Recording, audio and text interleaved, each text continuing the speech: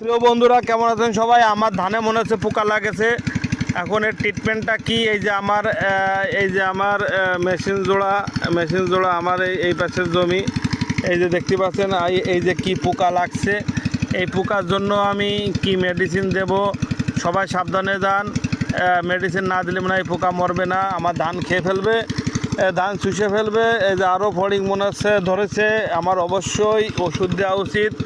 এই যে বিছে মতন দেখতে, এই যে অবশ্যই আমি আজকেই স্প্রে করার চিন্তা ভাবনা করবো কিনা, কি ওষুধ দিলে ভালো হয় আপনারা একটু জানাবেন। এই যে দেখতে পাচ্ছেন পোকাটা, এটা মনে হচ্ছে বিষের মতো দেখতে। আরও পোকা মনে হচ্ছে লেগেছে, এই যে আরও পোকা লাগেছে, এই যে দেখা যাচ্ছে